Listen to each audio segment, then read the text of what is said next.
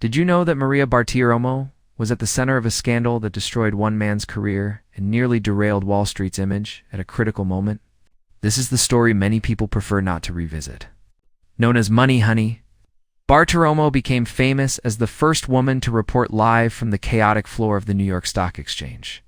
She broke barriers in financial journalism, became one of CNBC's biggest stars, went on to buy a $6.5 million mansion in Manhattan.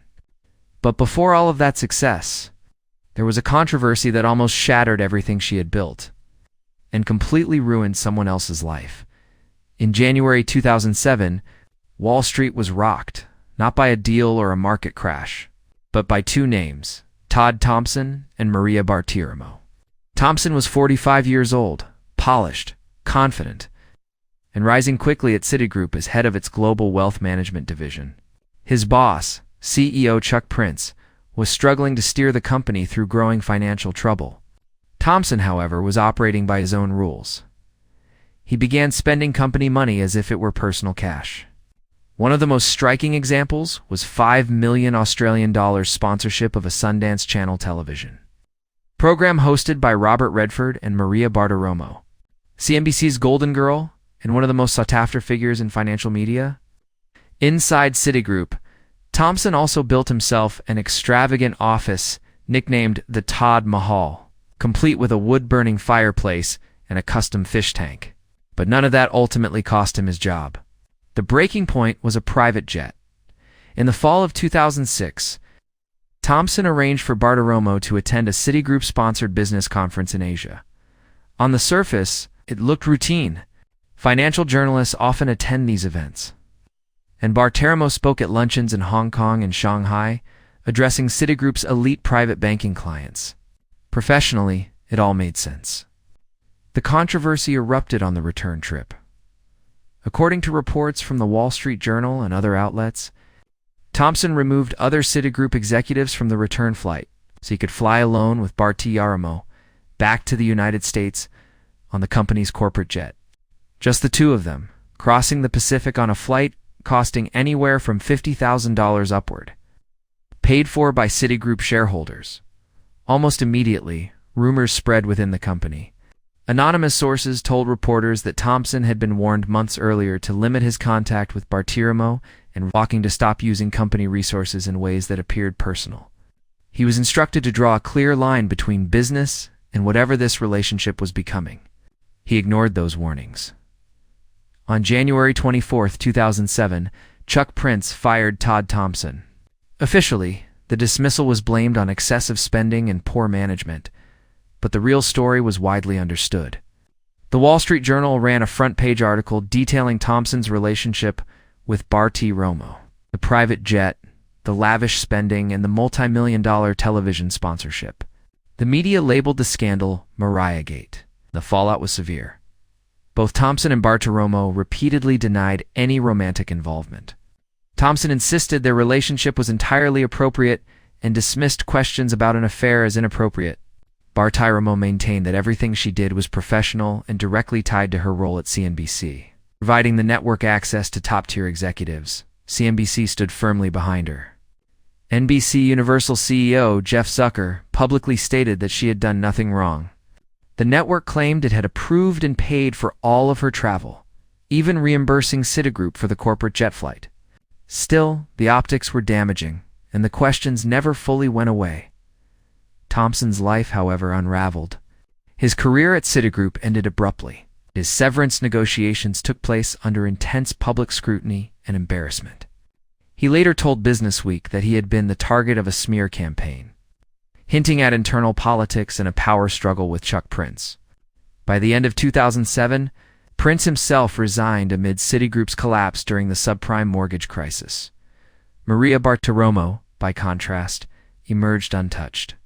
There was no ethics investigation, no public reprimand, and no interruption to her career. She continued anchoring CNBC's Closing Bell without missing a single broadcast. Her career didn't just survive, Mariagate flourished. Within months, she and her husband, Jonathan Steinberg, went out and bought their dream home. By late 2007, the Upper East Side of Manhattan had new homeowners. While the Thompson scandal faded into tabloid memory, Maria and Jonathan closed on a 5-story townhouse at 211 East 62nd Street, just east of 3rd Avenue, for $6.5 million. This wasn't just a house, it was a statement. The townhouse spans 5,225 square feet of some of the most valuable real estate in America. With 5 bedrooms and 5 full bathrooms, it blends classic New York architecture with modern upgrades throughout. But one feature sets it apart from nearly every other luxury property in Manhattan: a private 39-foot-long backyard. Garden on the Upper East Side. In a city where most residents are lucky to have a fire escape with a potted plant, Maria and Jonathan had a true green oasis in one of the most densely populated places on Earth. The second floor opens onto a spacious balcony overlooking the garden. It's easy to imagine stepping outside in the morning with a cup of coffee, surrounded by trees and flowering plants, while the city hums just beyond the walls. This is the kind of luxury that's nearly impossible to recreate today, simply because properties like this are no longer built. Inside, the home balances historic charm with contemporary sophistication. Hardwood floors run throughout, the kitchen features custom cabinetry, and every room is finished with high-end materials. The couple installed a state-of-the-art camera security system, practical necessity for someone constantly in the public eye.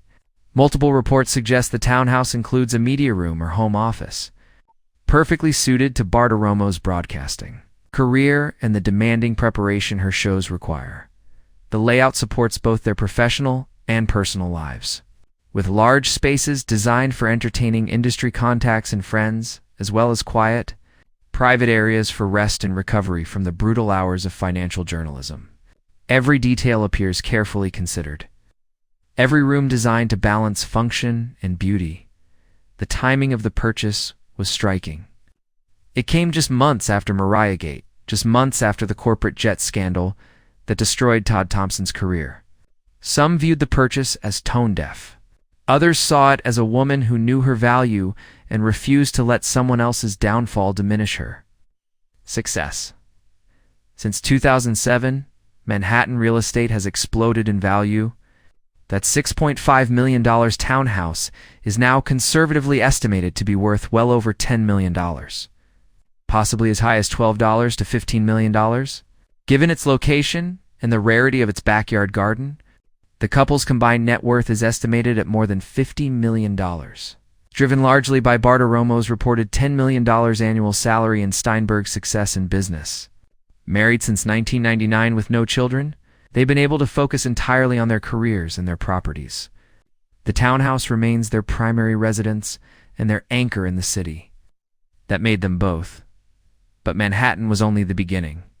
Around 2010, Maria and Jonathan expanded their real estate portfolio with a beachfront vacation home in West Hampton Beach in the Hamptons. It's purchased for nearly $4 million.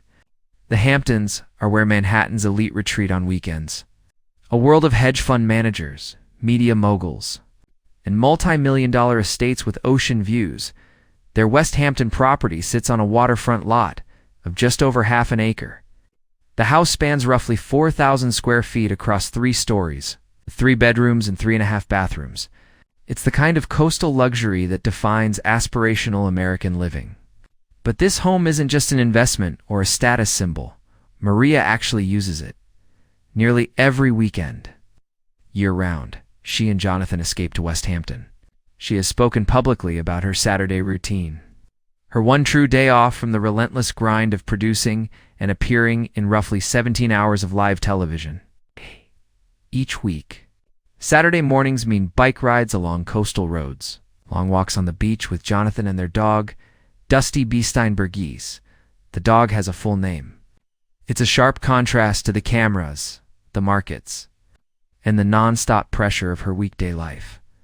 The home features expansive decks ideal for entertaining, modern coastal amenities throughout, sweeping ocean views that shift with the seasons, and most importantly, real privacy, the kind that's impossible to find in Manhattan, where she's recognized almost everywhere she goes. Its value has soared as the Hamptons real estate market surged after the pandemic. When wealthy New Yorkers realized they could work remotely, at least part-time, That $4 million beachfront retreat is now estimated to be worth between dollars and $10 million. During the 2020 pandemic, Bartiromo broadcast many of her shows directly from the West Hampton home. She spoke about how grateful she was to have an escape, sanctuary that allowed her to continue working while maintaining some sense of balance. And even that wasn't the end of it. The couple also owns a luxurious estate in Southampton, another exclusive Hamptons enclave.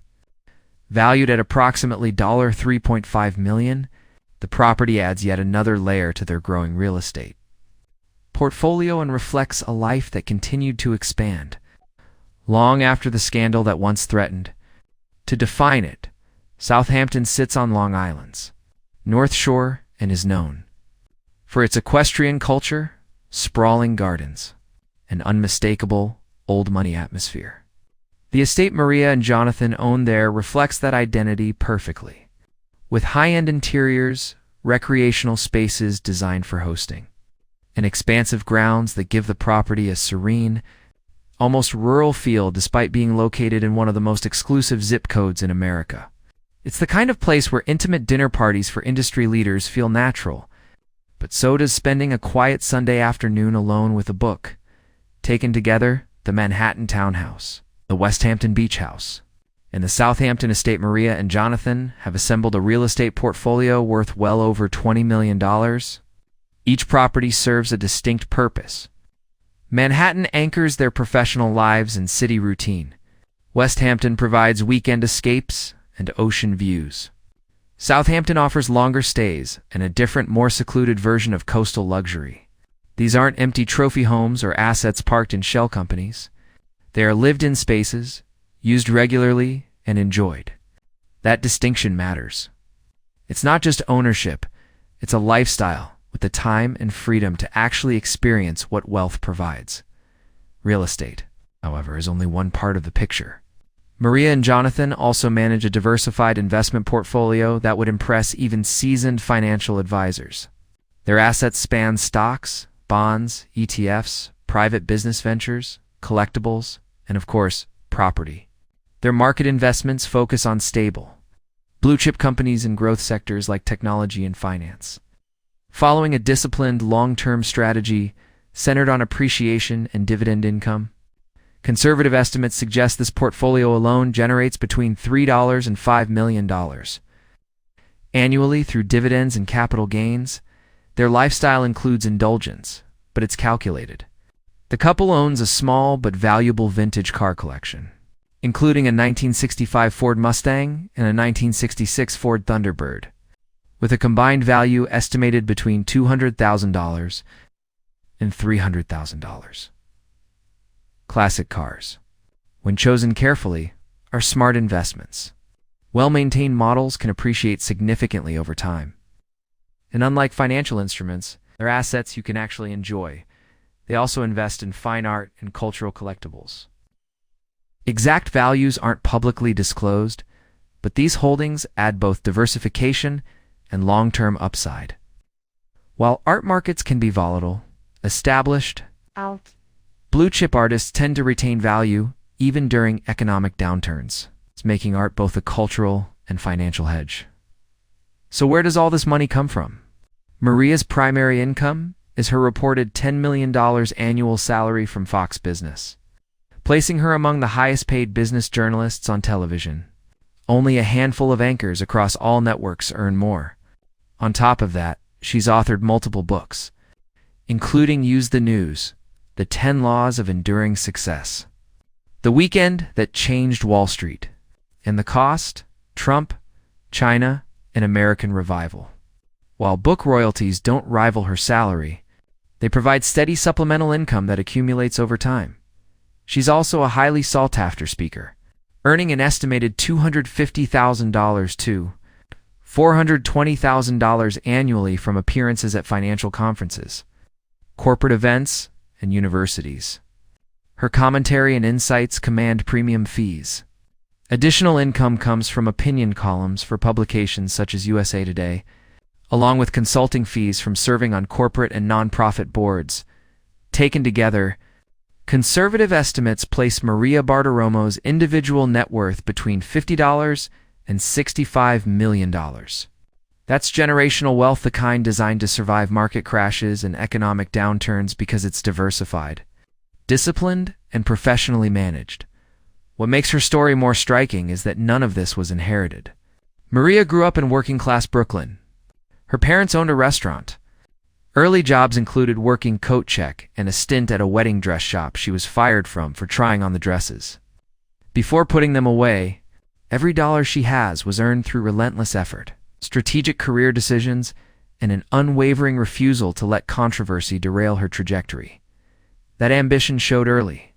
In the late 1980s, around 1988 or 1989, Maria landed an internship at CNN Business News. She started on the general news desk, just another intern trying to prove herself.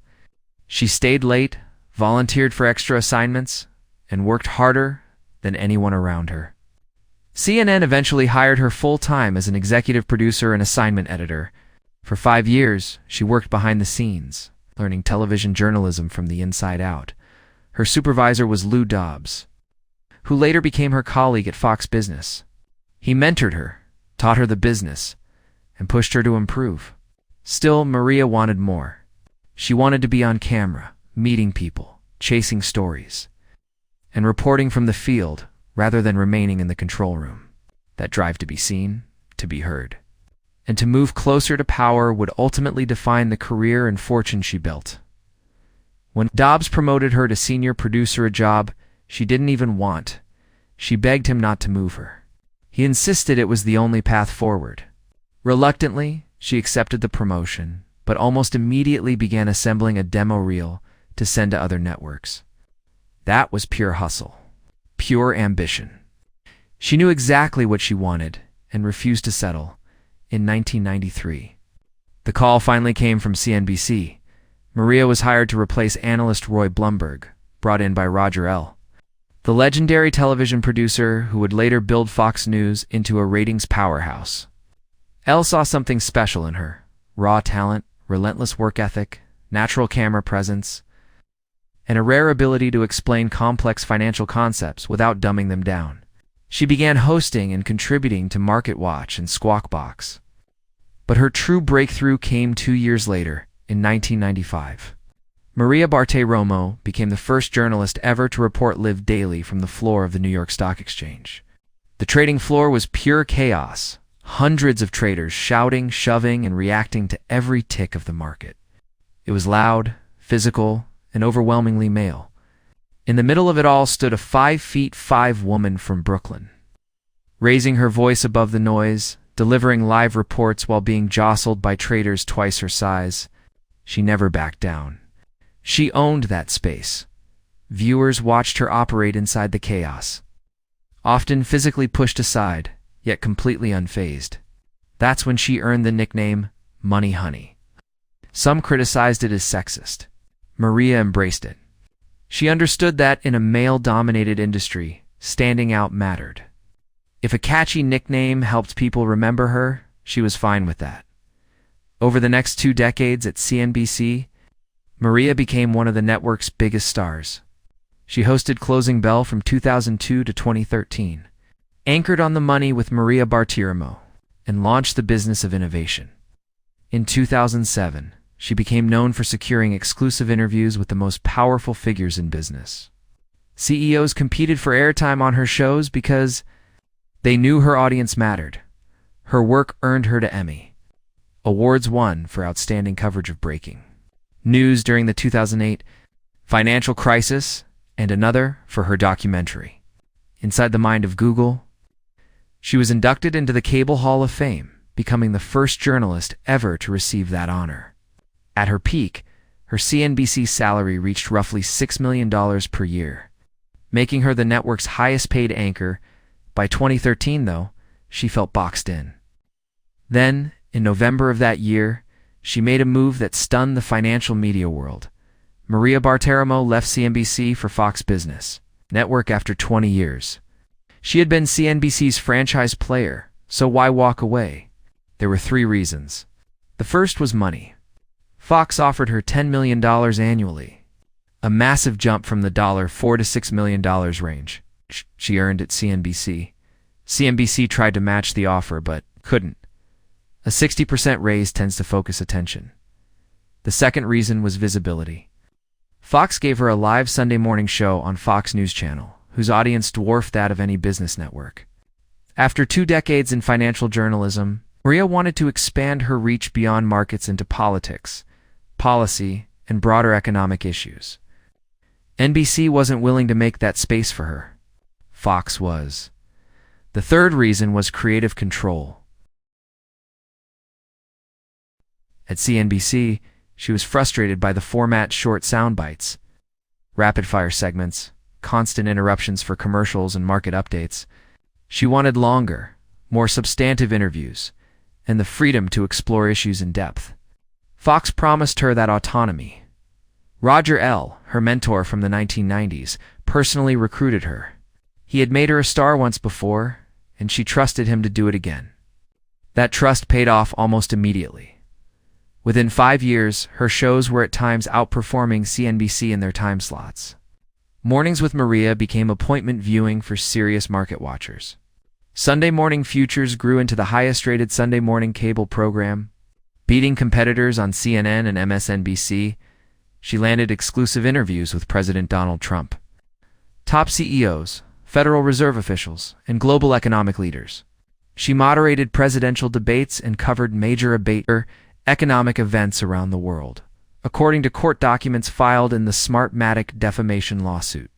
Fox has paid Bartiromo approximately $70 million from the time she joined in 2014, through her contract extending into 2025, roughly $70 million. Over about 11 years' wealth built not through inheritance or hype, but through sustained professional dominance at the highest level of broadcast journalism.